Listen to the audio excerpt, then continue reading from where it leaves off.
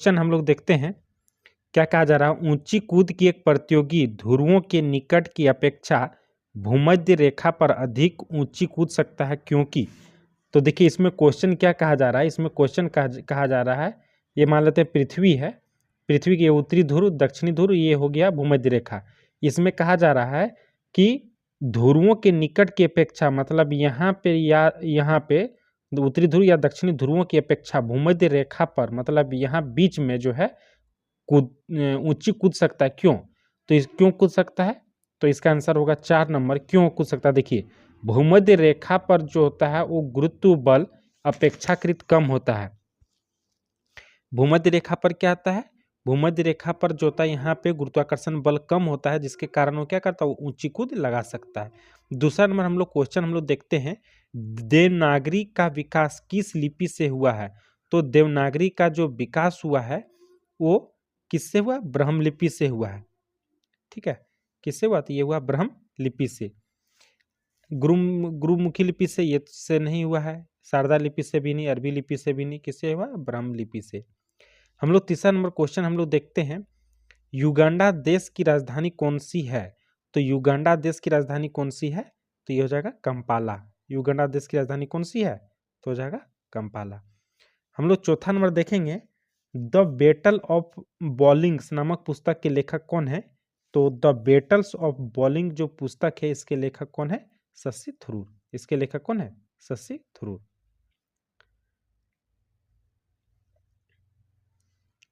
हम लोग अब 5वां नंबर देखते हैं क्वेश्चन, चाइना कप का संबंध किस खेल से है। तो चाइना कप का संबंध किस खेल से है, तो इससे किस खेल से है, तो यह है जिम्नास्टिक से। किससे है, तो यह है जिम्नास्टिक से। छठा नंबर हम लोग क्वेश्चन देखेंगे, निम्नलिखित द्वीपों के युग्मों में से कौन सा एक 8 अंश जलमार्ग द्वारा आपस में पृथक करता है। तो 8 डिग्री चैनल किस किस को अलग करती है, पृथक करता है, तो ये लक्षद्वीप और मालदीव को।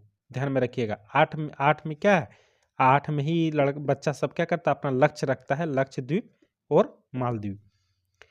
7 में हम लोग क्वेश्चन देखते हैं, चालुक्य वंश का सबसे महान शासक कौन थे। तो चालुक्य वंश के सबसे महान शासक कौन थे, तो पुलकेशिन द्वितीय थे। ठीक है, चालुक्य में कौन थे, पुलकेशिन द्वितीय जो थे वो सबसे महान शासक थे। 8 नंबर हम लोग क्वेश्चन देखेंगे, निम्नलिखित में से किसने अकबर के दिन ये इलाही को ग्रहण किया था।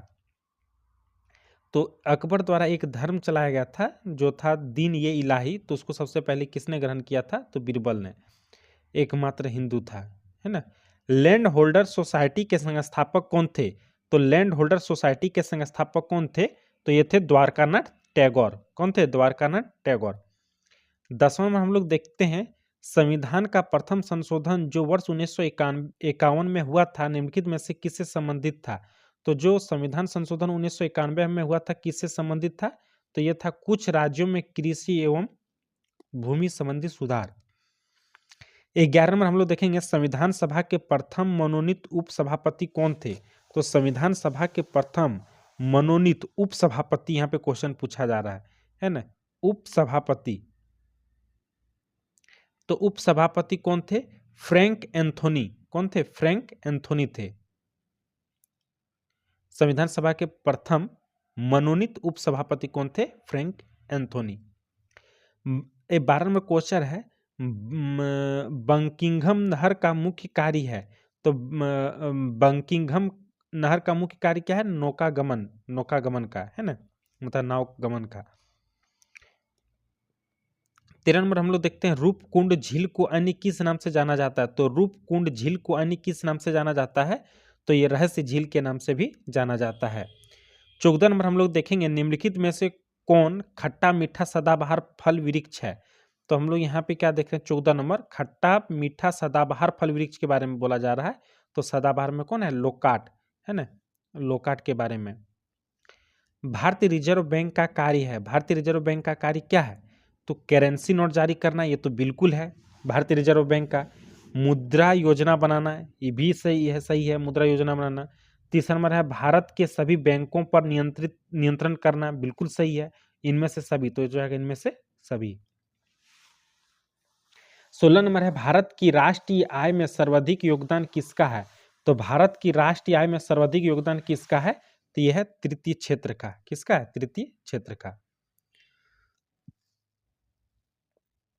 17 नंबर देखेंगे भारत में शून्य आधारित बजट प्रणाली कब अस्तित्व में आया था?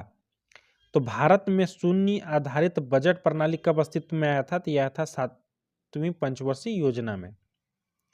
18 नंबर क्वेश्चन है बोनालू देवी महाकाली की पूजा, देखिए ध्यान से देखिए, बोनालू देवी महाकाली की पूजा के लिए मनाया जाने वाला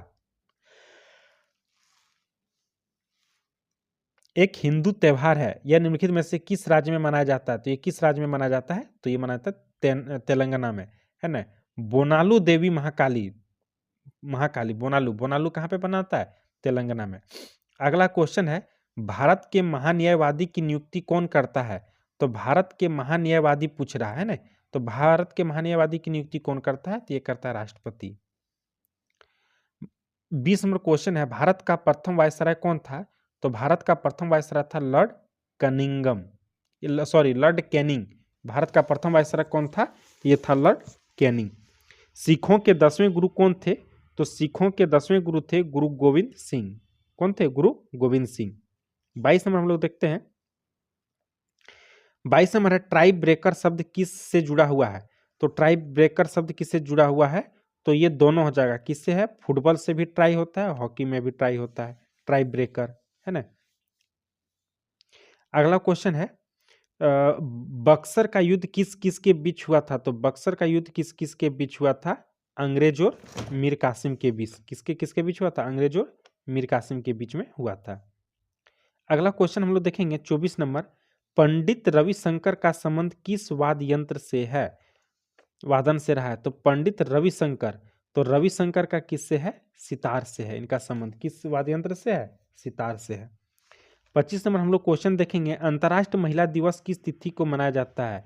तो अंतर्राष्ट्रीय महिला दिवस जो मनाया जाता है वो 8 मार्च को मनाया जाता है। अंतर्राष्ट्रीय महिला दिवस, ध्यान में रखिएगा, अंतर्राष्ट्रीय महिला दिवस बोल रहा है, अंतर्राष्ट्रीय।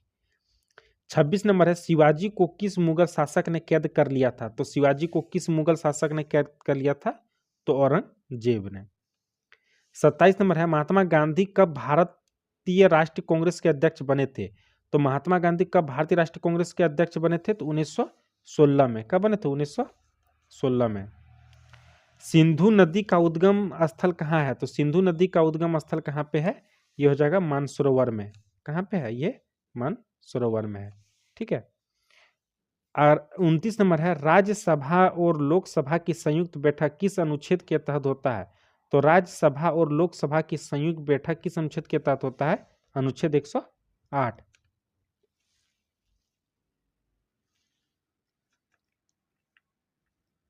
भगवान बुद्ध ने अपना पहला धर्मोपदेश कहाँ दिए थे?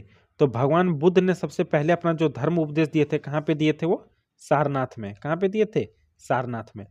31 नंबर है एक बेरंग बेस्वाद और गंधहीन पदार्थ है जो सभी प्रकार के जीवन के लिए आवश्यक है। तो इसका आंसर क्या हो जाएगा? पानी। जो एक, अब देखते हैं साइंस का पोर्शन आई है, जो एक बेरंग बेस्वाद और गंधहीन पदार्थ है जो सभी प्रकार के जीवन के लिए आवश्यक है, तो हो जाएगा पानी। अगला क्वेश्चन हम लोग देखते हैं 32 नंबर, डैश के लिए VHF पूर्ण रूप है। तो VHF का पूर्ण रूप क्या है? ये हो जाएगा वेरी हाई फ्रीक्वेंसी, मतलब हो जाएगा इसका 2 नंबर, बहुत उच्च आवृत्ति। 33 नंबर है मानव शरीर में सबसे बड़ी ग्रंथि कौन सी है? तो मानव शरीर में सबसे बड़ी ग्रंथि है जिगर। 34 नंबर है लेंस की ऑप्टिकल शक्ति के माप की एक इकाई को क्या कहा जाता है? तो उसे क्या कहता है? डायप्टायर। क्या कहा जाता है उसे? डायप्टायर। अगला क्वेश्चन है 35, परमाणु नाभिक की खोज किसने किया था? तो परमाणु के नाभिक की खोज किसने किया था? ऑर्नेस्ट रदरफोर्ड ने। रदरफोर्ड ने परमाणु के नाभिक की खोज किया था। 36 नंबर है जंग को रोकने के लिए स्टील या लोहे के लिए एक सुरक्षात्मक कोटिंग लगाने की प्रक्रिया को डैश कहा जाता है। तो उसे क्या कहते हैं? तो उसे कहते हैं गैल्वेनीकरण। उसे क्या कहते हैं? गैल्वेनीकरण। 37 नंबर है डैश एक रासायनिक प्रक्रिया है जिसमें एक पदार्थ ऑक्सीजन के साथ तेजी से प्रक्रिया करता है और ऊष्मा उत्पन्न करता है। डैश एक रासायनिक प्रक्रिया है जिसमें एक पदार्थ ऑक्सीजन के साथ तेजी से प्रक्रिया करता है और ऊष्मा उत्पन्न करता है, क्या कहलाता है वो क्या कहलाता है? दहन। ठीक है। 38 नंबर है निम्नलिखित 38 नंबर बोलता है स्थिति और धरती की संरचना का अध्ययन क्या कहलाता है? तो क्या कहलाता है? ये भूगर्भ शास्त्र कहलाता है। क्या कहलाता है? भूगर्भ शास्त्र। 39 नंबर है तापमान पर सभी पदार्थों में शून्य थर्मल ऊर्जा होती है। तो -273.16 डिग्री सेल्सियस पर जो है तापमान पर सभी पदार्थों में शून्य थर्मल ऊर्जा होती है। कितना हो जाएगा? -273.16 डिग्री सेल्सियस पर। ठीक है। 40 नंबर है बौना रूप से बढ़ते हुए पेड़ों की प्राची कला को कहा जाता है।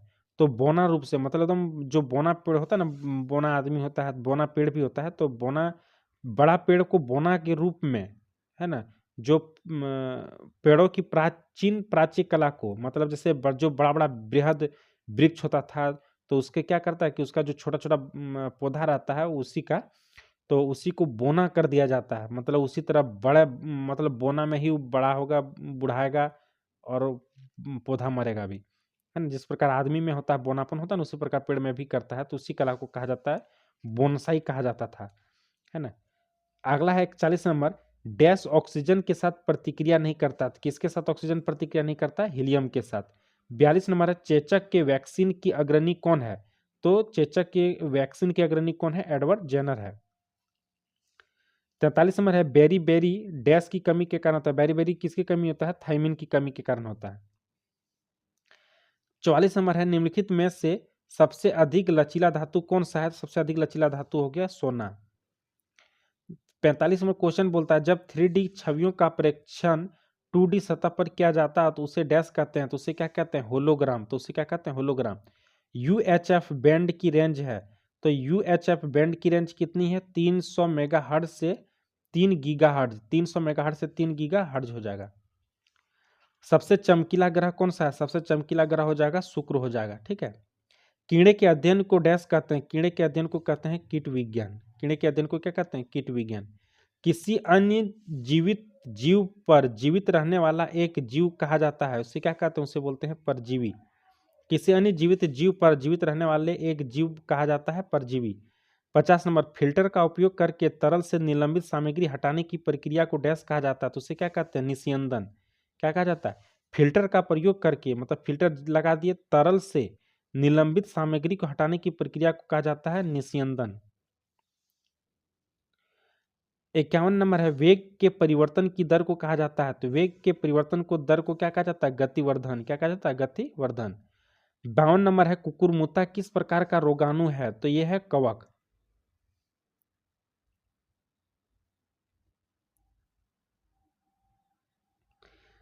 53 नंबर है निम्नलिखित में से कौन सा अंग हृदय पेशी से बना होता है?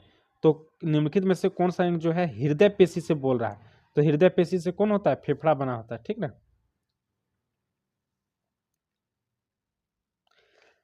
54 नंबर है एक फिलामेंट लैंप द्वारा किस प्रकार का स्पेक्ट्रम पैदा होती है? तो किस प्रकार की स्पेक्ट्रम पैदा होती है? तो सतत उत्सर्जन किसकी होती है? तो सतत उत्सर्जन की। ठीक ना। 55 नंबर है किसी तत्व की परमाणु संख्या डैश की संख्या है? तो न्यूट्रॉन की संख्या, है ना। किसी तत्व की परमाणु संख्या जो है वो न्यूट्रॉन की संख्या है। तो टोटल इसमें इतना था। साइंस और जीके का कंप्लीट हो गया। 55 क्वेश्चन था। अब देखते हैं झारखंड का। सन 2000 में निर्माण के बाद कितने लोगों ने झारखंड के मुख्यमंत्री के रूप में सेवा की है? तो 2000 के बाद से लेकर वर्तमान समय में जो हेमंत सरकार है, इसके पहले चंपई सोरेन भी था, तो टोटल हो जाएगा 7। चंपई सोरेन मिला के 7। अगला क्वेश्चन है 57 नंबर वर्ष 2000 में झारखंड के गठन के बाद से राज्य में कितने समय राष्ट्रपति शासन लागू किया गया है? तो कितने बार राष्ट्रपति शासन लागू हुआ? अभी तक 3 बार हुआ है। 58 है झारखंड राज्य में पहली बार राष्ट्रपति शासन कौन से साल में लागू हुआ था? तो राष्ट्रपति शासन जो लागू हुआ था 2009 में पहली बार। 59 नंबर है वर्ष 2000 में झारखंड राज्य बनने के बाद कितने लोगों ने झारखंड के राज्यपाल के रूप में सेवा की है? तो कितने लोगों ने सेवा की? वर्तमान में कितने सेवा ने की है? तो 12 ने। ठीक है, संतोष गंगवार तक लेकर। 12 है। 60 नंबर है, भारत में झारखंड का कौन, संतोष गंगवार मिला के 12 है। 60 नंबर क्वेश्चन है, भारत में झारखंड का कौन से राज्य के रूप में जाना जाता है? तो ये जो झारखंड का निर्माण हुआ था वो 28वां राज्य के रूप में हुआ था झारखंड का निर्माण। 61वां है, 15 नवंबर 2000 को झारखंड राज्य का जब गठन हुआ था, इस दिन झारखंड में से निम्नलिखित व्यक्तियों का जन्मदिन भी है। तो जिस दिन झारखंड अलग हुआ उस दिन किस महान व्यक्ति का जन्मदिन भी था? तो ये था बिरसा मुंडा का। 62 नंबर, झारखंड के राजभवन के आर्किटेक्ट कौन थे? तो राज्य झारखंड राज्य के जो राजभवन है उसका आर्किटेक्ट कौन थे? सादलो ब्लेयर थे। 63 नंबर है, झारक्राफ्ट द्वारा स्थापित होने वाले 4 रेशम पार्क जो है निम्नलिखित में से किस एक जिले में है? ऑप्शन के अनुसार तो इसमें हो जाएगा गिरिडीह में हो जाएगा, ठीक है, इसमें जहां पे रेशम पार्क है। अगला क्वेश्चन है, घाटशिला औद्योगिक क्षेत्र किसके लिए प्रसिद्ध है? तो घाटशिला है कॉपर के लिए प्रसिद्ध है। झारखंड में निम्नलिखित जिलों में से बॉक्साइट प्रचुर मात्रा में पाया जाता है। देखो बॉक्साइट जो होता है वो कहाँ पे पाया जाता है? तो लोहरदगा तरफ, लोहरदगा में है ना। निम्नलिखित में से कौन झारखंड में फसल का मौसम नहीं है? तो इसमें फसल का मौसम कौन नहीं है? तो इसमें हो जाएगा जायद। जो झारखंड में फसल का मौसम नहीं है, गर्मी भी है, गर्म रबी और खरीफ भी है, लेकिन जायद नहीं है। 67 में है, क्रोमाइट और मैग्नीज अयस्क झारखंड निम्नलिखित में से जिलों में से पाए जाते हैं। तो ये कहाँ पे पाए जाते हैं? ये पश्चिमी सिंहभूम में पाए जाते हैं। 68 नंबर, झारखंड में कितने लाख टन कुल कोयला भंडार क्या है? मतलब कुल कोयला भंडार है। तो झारखंड में कोयला भंडार कितना है? 83.15 बिलियन टन है। कितना है? 83.15 बिलियन टन कोयला का भंडार झारखंड में है। 69 नंबर, भारत का कौन सा राज्य गैर कोकिंग कोल का एकमात्र उत्पादक है? तो ये हो जाएगा झारखंड। भारत का कौन सा राज्य गैर कोकिंग कोल का एकमात्र उत्पादक है? झारखंड। 70 नंबर है, Bokaro industrial area development authority, Bokaro मतलब होता है बेडा का क्षेत्रफल है। तो ये किस एरिया में है? ये उत्तरी छोटा नागपुर कमिश्नर। 71 नंबर है, झारखंड की उपराजधानी क्या है, कहाँ है? तो झारखंड की उपराजधानी हो जाएगा कौन सा है? तो इसमें हो जाएगा दुमका। 72 नंबर है, झारखंड राज्य जेपी आंदोलन को पेंशन देने वाला भारत का कौन सा नंबर का राज्य है? तो जेपी आंदोलन को जो पेंशन देने वाला ये पहला राज्य है पूरा भारत में। झारखंड जो है ये पहला राज्य है। 73 नंबर देखेंगे, किस जिले झारखंडी धाम किस जिले में है? तो झारखंडी धाम किस जिले में है? गिरिडीह में है। 74 नंबर है, झारखंड में HEC है ना, HEC कारखाना किस देश के सहयोग से लगाया गया है? तो HEC जो लगाया गया है वो चेकोस्लोवाकिया के सहयोग से लगाया गया है। 75 नंबर है, झारखंड राज्य न्यायालय के पहले मुख्य न्यायाधीश कौन थे? तो ये कौन थे? विनोद कुमार गुप्ता। 76 नंबर है, किस देश के सहयोग से रांची में फाउंड्री फॉर्ज संयंत्र कारखाना स्थापित किया गया था? तो ये था पूर्व स्लोवाकिया है ना, पूर्वी चेकोस्लोवाकिया के सहयोग से, ठीक ना। 77 नंबर है, झारखंड राज्य चांडिल जल विद्युत योजना किस नदी पर है? तो ये किस नदी पर है? ये स्वर्ण रेखा नदी पर है। 78 नंबर है, झारखंड में कौन सी जगह है जिसे छोटा नागपुर की रानी भी कहा जाता है? किससे कहा जाता है? नेतरहाट को कहा जाता है छोटा नागपुर की रानी। अगला क्वेश्चन हम लोग देखेंगे, दलमा वन्य जीव अभ्यारण्य किस वर्ष उद्घाटन हुआ था? तो दलमा वन्य जीव अभ्यारण्य का उद्घाटन हुआ था 1976 में। ध्यान में रखिएगा, क्वेश्चन आपसे है कि दलमा वन्य जीव अभ्यारण्य किस जिले में है, बताइए। और किस जिले में नहीं तो बोल के अब किस प्रमंडल में है, आप इतना बताइए किस प्रमंडल में है। 80 में देखते हैं, बेतला राष्ट्रीय उद्यान झारखंड के निम्नलिखित में से किस जिले में स्थित है? तो बेतला राष्ट्रीय उद्यान जो है वो किस जिले में है? तो यह है लातेहार में। 81 नंबर है, हुंड्रू रांची से कितने दूर है जो सड़क मार्ग से है? तो हुंड्रू जो है वो जलप्रपात जो है वो रांची से कितने दूर है? 45 किलोमीटर है। 82 नंबर है, किस साल बोकारो को जिले का दर्जा दिया गया था? तो बोकारो को जिले का दर्जा कब दिया गया था? 1991 में। बोकारो के प्रसिद्ध व्यक्ति कौन थे? तो बोकारो के प्रसिद्ध व्यक्ति थे लुगुबुरु। कौन थे? लुगुबुरु। 84 नंबर है, निम्नलिखित वर्षों में चतरा एक अलग जिला बना दिया गया। चतरा को कब एक अलग जिला बनाया गया? 1991 में चतरा को बनाया गया। आपसे सवाल है 1991 में और कौन सा जिला का निर्माण किया गया था, बताएं। झारखंड के किस जिले में बाघों के लिए संरक्षित वन स्थित है? तो बाघों के लिए जो संरक्षित वन है कहाँ पे है? पलामू में है। तो टोटल इसमें जो है 85 क्वेश्चन थे। तो कैसे आपको कैसे लगा, प्लीज लाइक करें, सब्सक्राइब करें। धन्यवाद।